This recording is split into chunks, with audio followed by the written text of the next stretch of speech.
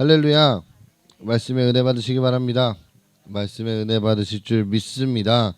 우리 사랑하는 우리 본인되는 교회 성도 여러분들, 또 현장에서 또는 온라인으로 함께 참여해 계신 모든 성도님들의 하나님의 뜻을 알아가며 늘 영광 돌리는 여러분들이 되시길 주님의 이름으로 축복합니다. 오늘 말씀의 제목은 슬기로운 언어 생활이라는 제목으로 함께 말씀을 나눠보자 합니다. 여러분, 임진왜란 때 이순신 장군은 유명한 말을 남겼습니다. 어떤 말인지 혹시 아십니까? 그것도 있지만 또 다른 한마디가 있죠. 뭘까요? 신에게는 아직 12척의 배가 있사옵니다 라는 말입니다. 여러분, 이 말을 한 후에 명량해전에서 기적 같은 승리를 거두었습니다. 여러분, 만약 이순신 장군께서 신에게는 겨우 12척의 배밖에 없습니다 라고 말을 했다면 어떠했을까요? 아마 좋은 결과는 아니었을 것 같습니다. 이렇게 말 한마디가 참 중요합니다. 하나님께서 천지를 창조하실 때도 말씀으로 하셨습니다. 빛이 있으라 말씀하시니 그대로 이루어진 것이죠. 태초에 예수님도 말씀으로 존재하셨고 말씀으로 이 땅에 오셨고요. 또 말씀으로 예수님을 전하게 하셨습니다. 그리고 성령님의 임재는 언어를 달라지게 했습니다. 이처럼 기독교는 말을 중심으로 이루어진 공동체라고 할 수 있습니다. 그만큼 이 말이 중요합니다. 그뿐만 아니라 성도에게 주어진 이 말의 권세 또한 아주 큰 영향력이 있습니다. 그런데 그리스도인이 때때로 말실수를 하는 경우가 있습니다.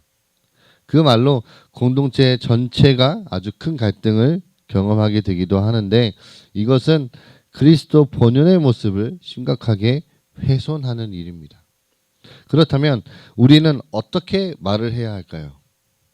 하나님 나라 백성다운 언어 생활은 무엇인지 함께 알아보도록 하겠습니다. 첫 번째, 하나님 나라 백성다운 언어의 생활. 첫 번째, 절제하는 언어 생활을 해야 합니다. 여러분, 오늘 본문 말씀 야고보서는 우리의 믿음을 삶으로 실천할 것을 호소했습니다. 즉 행함으로 믿음을 나타내야 한다라고 가르쳤습니다. 여러분, 그 행함의 측면에서 가장 먼저 언급되고 있는 것이 말입니다. 성도의 삶에서 가장 중요한 부분이 이 바로 말이기 때문에 오늘 본문 말씀은 이렇게 시작합니다. 우리 1절과 2절, 본문 말씀 1절과 2절 다시 한번 읽어보겠습니다. 내 형제들아, 너희는 선생된 우리가 더 큰 심판을 받을 줄 알고 선생이 많이 되지 말라. 우리가 다 실수 많으니 만일 말에 실수가 없는 자라면 곧 온전한 사람이라. 능히 온몸도 굴레 씌우리라. 아멘. 여러분, 오늘 본문 말씀을 통해서 야고보는요, 너도 나도 선생이 되지 말라라고 말합니다. 여러분, 선생이 되는 것을 말리고 있는 상황이죠. 선생이란 자리가 아주 중요한 자리인 만큼 더 큰 책임이 따르기 때문입니다.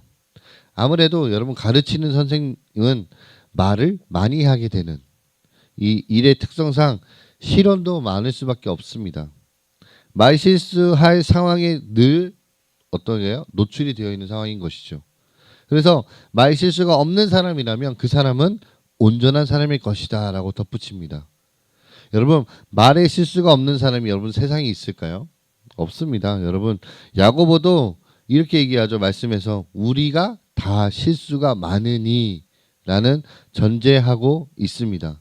그래서 모두가 말에 실수가 있습니다. 그럼에도 불구하고 실수가 없는 사람이 있다면 그 사람은 온전한 사람일 것이다 라고 말합니다.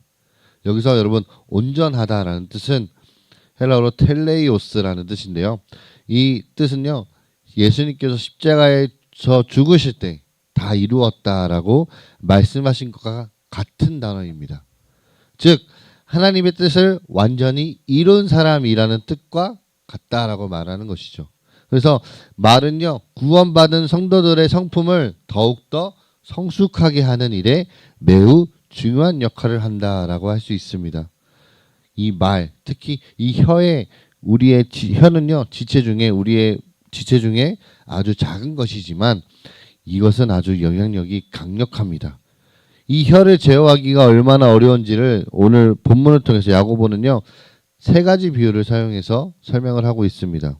우리 3절에서 5절 말씀 함께 읽어볼까요? 3절에서 5절 말씀입니다. 우리가 말들의 입에 재갈 물리는 것은 우리에게 순종하게 하려고 그 온몸을 제어하는 것이라. 또 배를 보라. 그렇게 크고 광풍에 밀려가는 것들을 지극히 작은 키로서 사공의 뜻대로 운행하나니 이와 같이 혀도 작은 지체로 돼 큰 것을 자랑하도다. 보라, 얼마나 작은 불이 얼마나 많은 나무를 태우는가. 아멘. 여러분, 야고보는요 말씀을 통해서 혀는 마치 말, 달리는 말에게 재갈을 물리는 것과 그리고 큰 배의 키를 조작하는 것, 그리고 큰 숲을 태우는 작은 불씨와 같다라고 말씀을 통해서 표현하고 있습니다. 여러분, 재갈과 또 키는 오늘날 흔히 볼 수 있는 것이 아니지만 고대 시대에는 말과 배 그리고 많은 운송수단에 흔히 사용되는 도구였습니다. 둘 다 어떻게 해요? 방향을 정하기 위해서 사용되었습니다. 만약 야고보가 오늘날 시대를 살아가고 있었다면 자동차 핸들처럼 우리에게 익숙한 이 자동차 부품을 사용해서 설명했을 것입니다. 여러분, 야고보가 주장하는 요점은 이것입니다. 혀가 가장 영향력이 있다는 것입니다. 재갈이 말의 방향을 정하고 키가 배의 방향을 정하는 것처럼 우리의 삶의 방향을 혀가 정한다라는 것이죠. 그리고 작은 불씨가 큰 숲을 태우는 것처럼 우리 생애 전체를 불태워 버릴 만큼의 대단한 힘을 가지고 있습니다. 여러분, 인류가 모든 종류의 피조물을 길들였어도 자신의 이 혀만큼은 아무도 능히 길들이지 못한다라고 단언합니다. 여러분, 이어서 6절과 8절 말씀에 보시면 좀 더 강도 높은 경고의 말씀을 전하고 있습니다. 혀는 곧 불이요 불의의 세계라. 그리고 쉬지 아니하는 악이요 죽이는 독이 가득한 것이다 라고 말씀합니다. 여러분, 이 혀는요 악으로 가득 찬 세계와 같고 또 난폭하여 걷잡을 수 없으며 죽이는 독으로 가득 차 있다라고 말합니다. 여러분, 그만큼 이 엄청난 파괴력을 가진 것도 혀입니다. 그러므로 우리는요 말을 제어할 수 있어야 합니다. 성숙한 그리스도인이라면 말실수를 줄이고 절제하는 언어 생활이 필요합니다. 특별히 다툼과 분쟁이 일어날 수 있는 말은 처음부터 하지 않는 것이 중요합니다.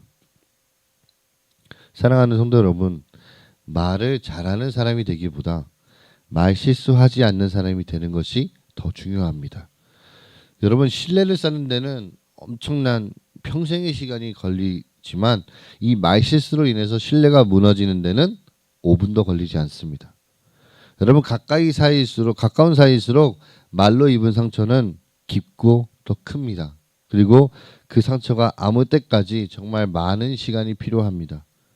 그래서 성경 잠언은요 우리에게 이렇게 경고합니다. 잠언 18장 6절과 7절 말씀인데요. 우리 함께 읽어보겠습니다.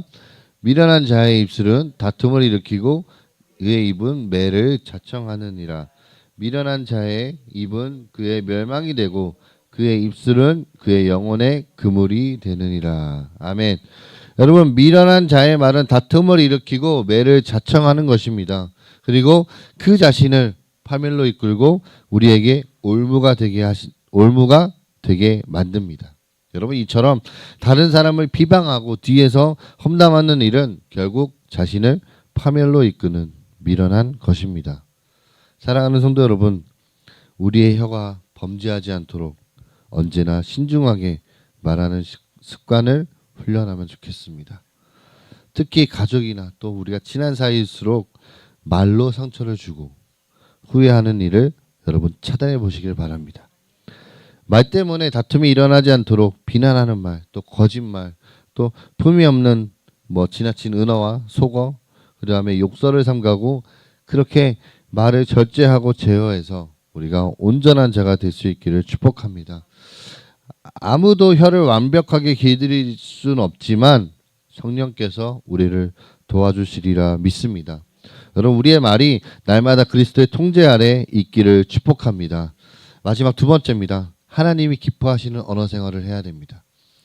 우리는 말을 절제하고 제어하는 것으로 우리의 언어 생활을 슬기롭게 쳐나갈 수 있습니다. 그러나 그것은 아주 소극적인 방법이죠. 우리는 좀 더 적극적으로 하나님이 기뻐하시는 말을 하는 것이 필요합니다. 여러분, 이사야서에 이런 말씀이 있습니다. 이사야서 43장 11절 말씀인데요. 함께 읽어볼까요? 시작. 이 백성은 내가 나를 위하여 지었나니 나를 찬송하게 하려 함이라. 아멘. 여러분, 하나님께서 우리를 창조하신 목적은요, 하나님을 영화롭게 하고 그를 영원토록 그를 즐거워하는 데 있습니다. 하나님은 우리를 통해 찬송받기를 원하십니다. 마찬가지로 오늘 야고보서도 우리의 입술이 하나님을 찬송하기 위해 사용되어야 한다라고 말씀하고 있습니다. 그러나 우리의 입에서 찬양만 나오는 것이 아닙니다. 한 입에서 저주의 말이 같이 나옵니다. 여러분, 야고보는 이것을 한탄하고 있는 것이죠. 9절과 10절 말씀에 보면 제가 읽어드리겠습니다. 9절과 10절 말씀에 이것으로 우리가 주 아버지를 찬송하고 또 이것으로 하나님의 형상대로 지음받은 사람을 저주하나니 한 입에서 찬송과 저주가 나오는도다. 내 형제들아, 이것이 마땅하지 아니하리라. 아멘. 여러분, 우리의 혀로 하나님을 찬송하고 또 이것으로 하나님의 형상대로 지어진 사람을 저주하는 것은 아주 불합리한 일인 것입니다. 한 샘에서, 한 우물에서, 한 샘물에서 쓴물과 단물이 동시에 나올 수가 없고요. 한 나무가 감람 열매와 무화과 열매를 같이 맺을 수 없습니다. 여러분, 이처럼 하나님을 찬송하는 사람을 우리는 저주할 수 없습니다. 하나님의 형상을 닮은 사람을 저주하는 것은 곧 하나님을 저주하는 것과 같습니다. 사람이 하나님의 형상대로 지음 받았기 때문입니다. 그러므로 우리는 하나님을 찬양하는 일에 우리의 입술을 사용해야 합니다. 우리의 입술을 통해서 하나님이 찬양을 받으시고 또 형제와 이웃이 행복해지기를 간절히 소망합니다. 우리의 혀가 성령의 도구가 되어 하나님이 기뻐하시는 언어 생활을 할 수 있기를 바랍니다. 말씀 마무리하겠습니다. 사랑하는 본이 되는 게 성도 여러분들, 우리의 언어를 하나님이 기뻐하시는 말들로 바꿔가기를 원합니다. 우리가 말을 바꾸면 우리의 인생도 달라질 줄 믿습니다. 하나님은 우리의 모든 언어를 유심히 듣고 계십니다. 하나님께서 기뻐하시는 언어 생활, 형제를 사랑하고 또 유익을 주는 말, 내 인격과 성품을 성숙하게 하는 언어 생활을 하게 되시길 주님의 이름으로 축복합니다. 우리 잠언 16장 24절 말씀 읽고 마치겠습니다. 선한 말은 꾼송이 같아서 마음에 달고 뼈에 양약이 되느니라. 아멘.